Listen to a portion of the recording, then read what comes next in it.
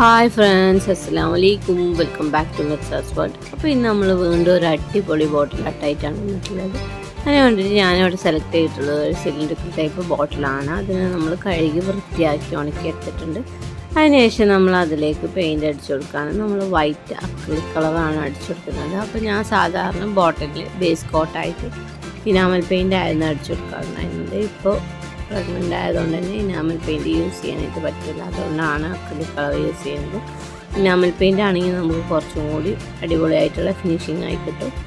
അതിനുശേഷം നമ്മൾ അതിലേക്കൊരു ട്രീ ആണ് വരച്ചെടുക്കുന്നത്. ട്രീ വരച്ചെടുക്കാൻ വേണ്ടിയിട്ട് ഞാനിവിടെ ബ്ലാക്ക് അക്രിലിക് കളറാണ് യൂസ് ചെയ്തിട്ടുള്ളത്. അപ്പോൾ നമ്മളിവിടെ കിളികളുടെ ഒരു മരമാണ് വരച്ചെടുക്കുന്നത്. ഒരു മരത്തിൽ ഒരുപാട് കിളികൾ നിൽക്കുന്ന രീതിയിലുള്ള ഒരു മരമാണ് വരച്ചെടുക്കുന്നത്. അപ്പോൾ അതിന് വേണ്ടിയിട്ട് തന്നെ നമ്മൾ വരച്ചെടുക്കുമ്പോൾ ആ ഒരു ചില്ലകൾ കുറച്ച് വിട്ടായിട്ടുള്ള രീതിയിൽ തന്നെ ചില്ലകൾ വരച്ചെടുക്കുക. നല്ല രീതിയിൽ കുറച്ച് എക്സ്പോസ് ചെയ്തിട്ട് നിൽക്കുന്ന രീതിയിൽ തന്നെ ചില്ലകൾ കുറച്ച് നീട്ടി കുറച്ച് നല്ല രീതിയിൽ വിടർന്ന് നിൽക്കുന്ന രീതിയിൽ തന്നെ വരച്ചെടുക്കാൻ വേണ്ടിയിട്ട് പ്രത്യേകം ശ്രദ്ധിക്കുക. അപ്പോൾ ഞാനിവിടെ ഈ ഒരു ബോട്ടിൽ വളരെ കുറച്ച് ചില്ലകൾ മാത്രമേ വരച്ചെടുത്തിട്ടുള്ളൂ. കാരണം നമ്മൾ അതിൻ്റെ മുകളിലേക്ക് കിളികൾ ഒട്ടിച്ചു കൊടുത്തു കഴിഞ്ഞാൽ ബോറായിട്ട് തോന്നാൻ പാടില്ല. ഒരുപാടായിട്ട് നിറഞ്ഞു നിൽക്കുന്ന പോലെയായിട്ട് നമുക്ക് തോന്നാനായിട്ട് പാടില്ല. അതുകൊണ്ടാണ് അങ്ങനെ ചെയ്തെടുത്തിട്ടുള്ളത്. അപ്പോൾ നിങ്ങൾ വരക്കുന്ന സമയത്തും പ്രത്യേകം ശ്രദ്ധിച്ചിട്ട് കുറച്ച് ചില്ലകൾ മാത്രം വരച്ചെടുക്കാൻ വേണ്ടിയിട്ട് പ്രത്യേകം ശ്രദ്ധിക്കുക.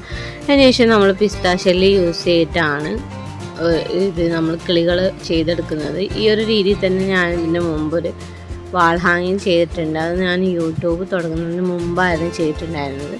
അതുകൊണ്ട് തന്നെ അതിൻ്റെ വീഡിയോ ഒന്നും നമ്മൾ അപ്ലോഡ് ചെയ്തിട്ടില്ല.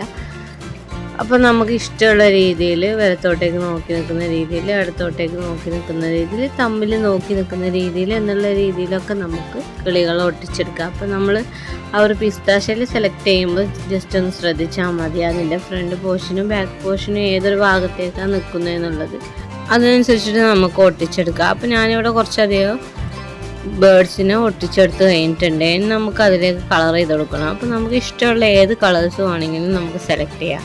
അപ്പോൾ ഞാനിങ്ങനെ തമ്മിൽ നോക്കി നിൽക്കുന്ന രീതിയിൽ ഒട്ടിച്ചു കൊടുത്തിട്ടുള്ള ബേഡ്സിനൊക്കെ സെയിം കളേഴ്സാണ് യൂസ് ചെയ്തിട്ടുള്ളത്. അതായത് രണ്ട് ബേഡ്സിനും സെയിം കളറായിട്ടാണ് യൂസ് ചെയ്തിട്ടുള്ളത്. അപ്പോഴാണല്ല നമുക്ക് അണുക്കിളികളാണെന്ന് തോന്നുള്ളൂ. അതിന് വേണ്ടിയിട്ടാണ് അങ്ങനെ ചെയ്തെടുത്തിട്ടുള്ളത്. ബാക്കി ഇങ്ങനെ സെപ്പറേറ്റ് ആയിട്ട് വലത്തോട്ടേക്കും ഇടത്തോട്ടേക്കും ഒക്കെ നോക്കി നിൽക്കുന്ന ബേഡ്സിനൊക്കെ നമ്മളെ ഇഷ്ടത്തിനനുസരിച്ചിട്ടുള്ള ഓരോ കളേഴ്സാണ് കൊടുക്കുന്നത്. ഞാൻ എൻ്റെ കയ്യിൽ അവൈലബിൾ ആയിട്ടുള്ള ഓൾമോസ്റ്റ് എല്ലാ കളറും ഞാൻ അടിച്ചു കൊടുത്തിട്ടുണ്ട്. അപ്പോൾ ഞാൻ ആദ്യം അടിച്ചു കൊടുത്തിട്ടുള്ള ബേഡ്സിനൊക്കെ കളർ ചെയ്ത് കൊടുത്തിട്ടുള്ളത് നോർമൽ അക്രിലിക് കളർ വെച്ചിട്ടാണ്. അതിലും കുറച്ചും കൂടി ഭംഗിയായിട്ട് എനിക്ക് തോന്നിയത് നമ്മൾ പേൾ മെറ്റാലിക് കളർ യൂസ് ചെയ്യുമ്പോൾ അതിലും കുറച്ചും കൂടി ഭംഗിയായിട്ടുണ്ടായിരുന്നു നമ്മൾ ബേഡ്സ് കാണാനായിട്ട്. അപ്പോൾ നിങ്ങളുടെ കയ്യിൽ പേൾ മെറ്റാലിക് കളർ ഒരുപാട് ഉണ്ടെങ്കിൽ നിങ്ങൾക്ക് അത് യൂസ് ചെയ്തിട്ട് തന്നെ കളർ ചെയ്തെടുക്കുക. അപ്പോൾ കുറച്ച് നല്ല ഭംഗിയായിട്ടുണ്ടാവും. നമ്മൾ നോർമൽ കളറിനെക്കാട്ടിലും അതാണ് കുറച്ചും കൂടി ഭംഗിയായിട്ട് എനിക്ക് തോന്നിയിട്ടുണ്ടായിരുന്നത്. അപ്പോൾ നമ്മൾ പിസ്ത ഷെല്ലിനെ കംപ്ലീറ്റ് ആയിട്ട് കളർ ചെയ്തെടുത്ത് കഴിഞ്ഞിട്ടുണ്ടെങ്കിൽ നമുക്കതിന് ചുണ്ടും അതിൻ്റെ വാലും ആ ഒരു കണ്ണൊക്കെ വരച്ചെടുക്കണം. അതിന് വേണ്ടിയിട്ട് ഞാൻ ബ്ലാക്ക് അക്രിലിക് കളറാണ് യൂസ് ചെയ്തിട്ടുള്ളത്. അപ്പോൾ ഞാൻ 2-3 എണ്ണത്തിന് ബ്ലാക്ക് അക്രിലിക് കളർ യൂസ് ചെയ്തിട്ട് വരച്ചെടുത്ത് കഴിഞ്ഞതിന് ശേഷം ഞാൻ പിന്നെ വരച്ചെടുത്തിട്ടുള്ളത് black pearl metallic colour use ചെയ്തിട്ടാണ്. അത് യൂസ് ചെയ്തിട്ട് വരച്ചെടുത്തിട്ടാണ് എനിക്ക് കുറച്ചും കൂടി ഭംഗിയായിട്ട് തോന്നിയത്.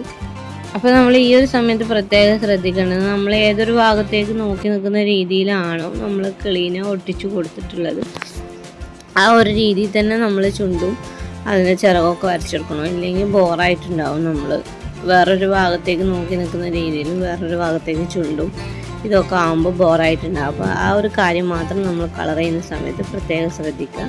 ഇപ്പോൾ നമ്മൾ ബേഡ്സിനൊക്കെ നമ്മൾ കംപ്ലീറ്റ് ആയിട്ട് കളർ ചെയ്ത് കഴിഞ്ഞിട്ടുണ്ട്. അതിന് ചിറകും ചുണ്ടും കണ്ണൊക്കെ നമ്മൾ വരച്ചെടുത്ത് കഴിഞ്ഞിട്ടുണ്ട്. ഇനി നമുക്ക് ആ ഒരു ബോട്ടിലിൻ്റെ നെക്ക് പോർഷനിലായിട്ട് സെയിം ബ്ലാക്ക് അക്രിലിക് കളർ വെച്ചിട്ട് ജസ്റ്റ് ആ ഒരു നെക്ക് പോർഷൻ മാത്രം ഒന്ന് കളർ ചെയ്തെടുക്കുന്നുണ്ട്. അത് നമ്മൾ ബോട്ടിൽ കാണാനായിട്ട് കുറച്ചുകൂടി ഭംഗിയായിട്ടുണ്ടാകാൻ വേണ്ടിയിട്ടാണ് അങ്ങനെ ചെയ്തെടുത്തിട്ടുള്ളത്. അപ്പോൾ ഇപ്പോൾ നിങ്ങൾക്ക് നമ്മളെ ഫൈനൽ റിസൾട്ട് കാണാനായിട്ട് സാധിക്കും. അപ്പോൾ നമ്മളെ വീഡിയോ ഇഷ്ടപ്പെട്ട് കഴിഞ്ഞാൽ നമ്മൾ ചാനൽ സബ്സ്ക്രൈബ് ചെയ്യുക, ബെൽ ബട്ടൺ അമർത്തി ഓളെന്ന് കൊടുത്തു കഴിഞ്ഞാൽ നമ്മൾ വരുന്ന എല്ലാ വീഡിയോസിനും നോട്ടിഫിക്കേഷൻ നിങ്ങൾക്ക് അപ്പം തന്നെ കിട്ടുന്നതായിരിക്കും. അപ്പോൾ ലൈക്ക് ചെയ്യുക, ഷെയർ ചെയ്യുക, കമൻറ്റ് ചെയ്യുക, വീണ്ടും തുടർന്ന് നമ്മൾ സപ്പോർട്ട് ചെയ്യുക. അപ്പോൾ വീണ്ടും ഒരു അടിപൊളി വീഡിയോ ആയിട്ട് വരുന്നതായിരിക്കും. Okay, bye friends, be safe, take care.